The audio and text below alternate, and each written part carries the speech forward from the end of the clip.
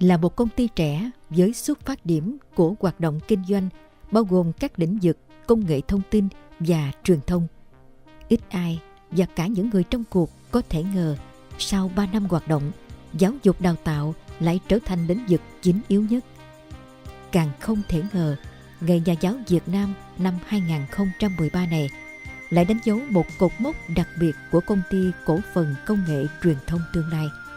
Ngày công ty được chính thức gọi bằng một cái tên khác, chủ đầu tư trường tiểu học, trung học cơ sở, trung học phổ thông Tương Lai. Với tập thể những nhân viên trẻ tuổi ở đây, với cả những cố vấn và anh chị em đã đồng hành cùng hoạt động công ty Bệnh viện Thái Hòa, hành trình đã qua không hẳn là sự dấn thân cho một nghề nghiệp, mà là sự trải nghiệm quý báu cho một câu chuyện đẹp, chuyện về nghề giáo.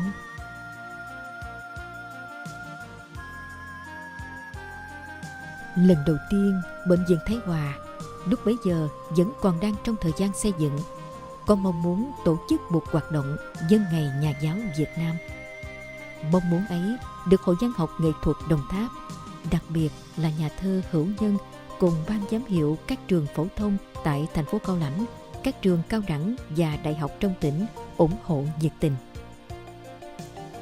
Những cánh thư viết cho thầy cô giáo từ các em học sinh, sinh viên đã được truyền tai nhau để đến với cuộc thi Lời tri ân chưa nói. Ban tổ chức rất bất ngờ với 955 bài dự thi chỉ trong một tháng phát động. Đêm tổng kết trao giải được diễn ra tại Nhà văn hóa lao động tỉnh Đồng Tháp. Vì bấy giờ công ty vẫn chưa có trụ sở để tổ chức. Những tâm sự hồn nhiên, chân thành, đong đầy ký ức của ngày thơ trẻ trong vòng tay dìu dắt của thầy cô đã được đọc lại, kể lại cho nhau, xen lẫn những cuộc gặp gỡ đầy bất ngờ, cảm xúc của hai thế hệ, người đưa đò, kẻ sang sông sau bao nhiêu năm xa cách. Điều khiến chúng tôi cảm thấy vô cùng ấm áp, bên cạnh sự tham dự của quý thầy cô giáo cùng các thế hệ học sinh, chính là những chia sẻ đầy khích lệ và chân thành từ Chủ tịch Ủy ban Nhân dân tỉnh Đồng Tháp, ông Lê Minh Hoan, và Phó Bí thư Thành ủy Cao Lãnh lúc bấy giờ, ông Nguyễn Thanh Hải. Đây là một chương trình ý nghĩa mà không phô trương, đúng với bản chất một câu chuyện dành riêng cho nghề giáo. Cũng từ sau cột mốc ngày 20 tháng 11 năm 2010 ấy, Bệnh viện Thái Hòa đã xem ngày 20 tháng 11 hàng năm như là ngày truyền thống cho mình, ngày mà tất cả mọi thành viên trong tập thể đều được nhắc nhở để thể hiện tấm lòng đến với những người thầy. Đồng thời, Bệnh viện Thái Hòa cũng gửi gắm trách nhiệm tiếp tục những hoạt động ý nghĩa cho câu chuyện của ngành giáo dục đến Công ty Cổ phần Công nghệ Truyền thông Tương Lai. Bởi đây không chỉ là những hoạt động xuất phát từ mong muốn cá nhân, mà đã là những hoạt động được cộng đồng kỳ vọng và ủng hộ. Suốt 3 năm, tiếp nối câu chuyện đẹp từ Bệnh viện Thái Hòa thông qua cuộc thi Lời tri ân chưa nói, Công ty Cổ phần Công nghệ Truyền thông Tương Lai đã tổ chức thêm các chương trình kỷ niệm Ngày Nhà giáo Việt Nam với các chủ đề Khát vọng năm 2011, Những nụ cười trở lại năm 2012. Qua đó, chia sẻ thêm với những thế hệ học trò không chỉ là tâm sự về người thầy, mà còn là những hoài bão, những ước mơ, những thấu hiểu và đồng cảm với công ơn của người thầy sau tháng ngày bôn ba khôn lớn. Mỗi năm lắng động bởi một cảm xúc riêng trong những cách thể hiện khác nhau, là âm nhạc, văn chương, hội họa, những cánh thư, những món quà và cả những cuộc hội ngộ thấm đẫm nước mắt, nụ cười. Sự trải nghiệm ấy đã cho công ty Tương Lai rất nhiều cảm xúc để dạn dĩ hơn trong vai trò cầu nối giữa các thế hệ thầy trò. Và chính sự trải nghiệm ấy đã tiếp thêm cho chúng tôi nhiều chất liệu để dấn thân cho những hoạt động cộng đồng trong câu chuyện của ngành giáo dục. Đó là việc thành lập và duy trì quỹ khuyến học vì tương lai để hỗ trợ các học sinh sinh viên có hoàn cảnh khó khăn. Đó là chương trình hợp tác toàn diện để hỗ trợ sinh viên được ký kết giữa Công ty Cổ phần Công nghệ Truyền thông Tương Lai và Trường Đại học Đồng Tháp. Đó là các chương trình đào tạo và tìm kiếm tài năng tương lai để phục vụ cho ngành sư phạm. Đó là quá trình xây dựng một mô hình trường mầm non kiểu mới để có mối quan hệ gắn bó hơn với ngành giáo dục.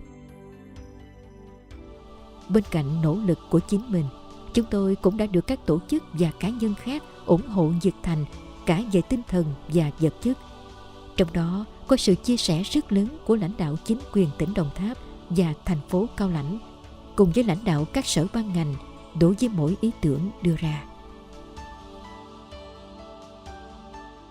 Kết quả lớn nhất mà công ty Tương Lai đạt được qua nhiều hoạt động hướng về Ngày Nhà giáo Việt Nam và hướng về ngành giáo dục chính là sự vào cuộc và ủng hộ của các cấp chính quyền, các ban ngành, các tổ chức và cá nhân, dù đang hay không đang làm việc trong ngành giáo dục. Chúng tôi hiểu rằng bên cạnh tình cảm hay sự gắn bó với người thầy và nghề sư phạm, chúng tôi còn được chọn lựa để làm cầu nối cho nhiều tâm huyết, nhiều tấm lòng, nhiều hoài bão hướng về câu chuyện trồng người. Điều đó đồng nghĩa với việc không thể chỉ dừng lại ở những hoạt động nhất thời, mà phải bắt đầu từ nội dung và bắt đầu từ gốc rễ. Đó chính là lý do dự án trường phổ thông 3 cấp ra đời với tên gọi Tương Lai. Một lần nữa, chúng tôi nhận được sự ủng hộ vào cuộc của không chỉ anh em, bạn bè, đối tác, mà quan trọng hơn hết là của các cấp chính quyền, các cơ quan quản lý nhà nước, các ban ngành đoàn thể khi mới bắt đầu manh nha ý tưởng xây dựng ngôi trường. Một dự án đồng bộ với quy mô 4 cấp, dự bị tiểu học, trung học cơ sở và trung học phổ thông, với diện tích xấp xỉ 40.000 m², hoàn thiện chi tiết chỉ trong vòng 2 tháng và đi từ ý tưởng đến hiện thực trong 12 tháng tiếp theo. Và một lần nữa, khó ai có thể hình dung bước chuyển mình thánh giống của dự án giáo dục mang tên Tương Lai này. Giờ đây, nó đã là hiện thực.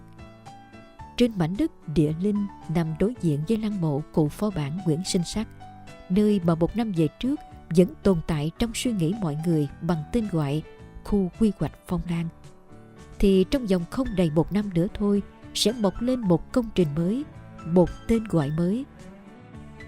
Không phải chỉ để chúng ta gọi tên và mơ ước, mà để chúng ta bước vào, hòa nhập cùng với tương lai của mỗi người, mỗi gia đình. Đó là các thế hệ học sinh trong vai trò chủ thể của ngôi trường.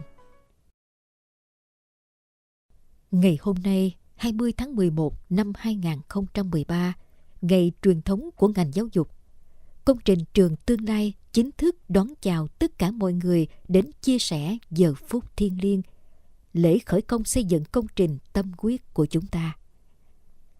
Khép lại một năm của Tương Lai trong suy nghĩ, Ngày Nhà giáo Việt Nam năm nay sẽ là ngày khởi đầu của một tương lai mới bằng việc làm cụ thể, tương lai xây dựng, trước khi thực sự nhìn thấy tương lai áo trắng đến trường. Đó là kết quả không của riêng một cá nhân nào. Đó là tương lai không của riêng một ước mơ nào.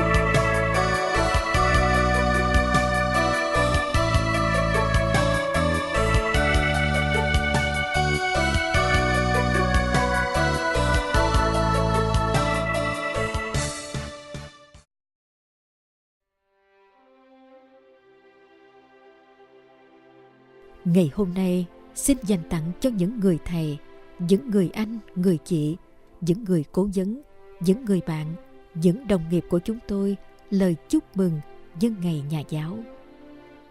Hôm nay, những người thầy trên bục giảng sẽ được tôn vinh, những người thầy trong cuộc đời sẽ được tri ân và nhắc nhớ. Những người thầy trong quá khứ sẽ được tay bắt mặt mừng. Những người thầy của tương lai sẽ được động viên, tiếp sức. Đó là món quà chung của tất cả chúng ta.